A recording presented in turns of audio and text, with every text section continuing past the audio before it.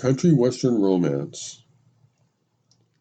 Have you ever wondered what really goes on in one of those hard-drinking, skirt-chasing country western bars on a Saturday night? You know, one of those places where the parking lot is full of pickup trucks, and inside the guys are riding mechanical bulls, and the gals are all line dancing. I mean, do lonely young men and women in cowboy hats and boots interact any differently than their counterparts in expensive suits and fancy dresses? And just where in the world do those country western singers come up with all those really great song titles and lyrics that make their music so popular?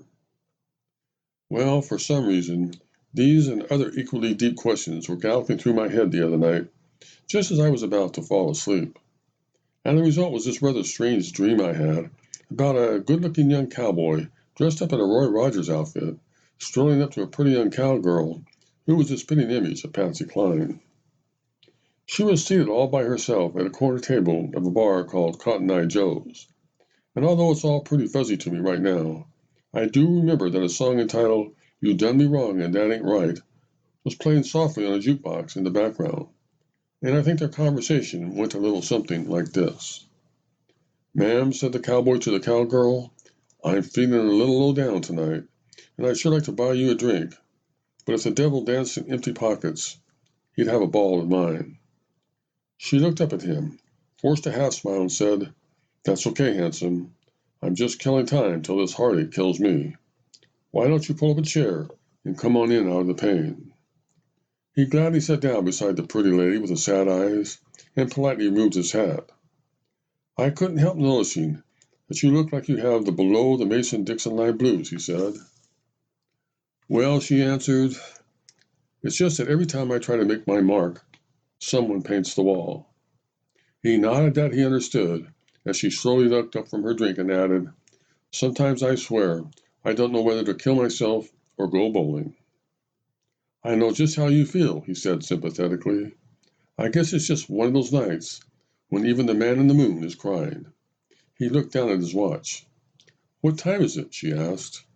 "Ma'am," he said, "it's not even midnight yet, but I'm afraid I'm on Lonesome Standard Time. Would you care to dance?" "No, I don't think so," she replied. "The last time I danced with a man, he got the rhythm and I got the blues." "I know right where you're coming from," he said. "When my woman left me, she got the gold mine and I got the shaft." "You know," she said, "sometimes I think it's just me.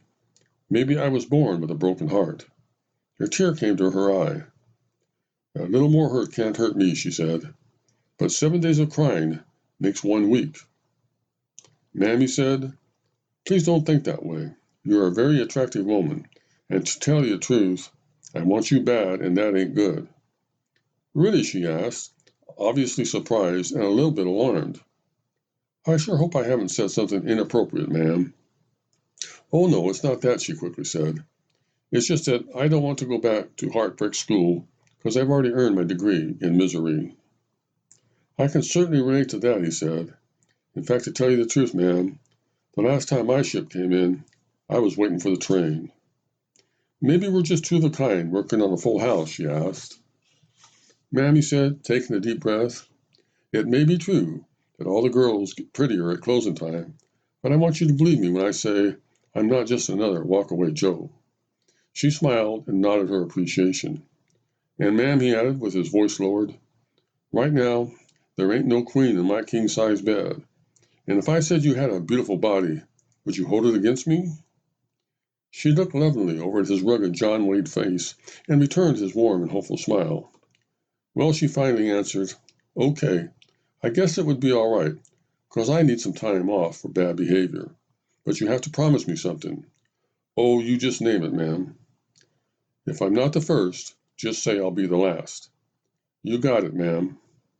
"And who knows," she said to him, as they cautiously took each other's hand and stood up to leave the bar, "maybe for the first time in ages, we'll both wake up tomorrow morning without an achy, breaky heart."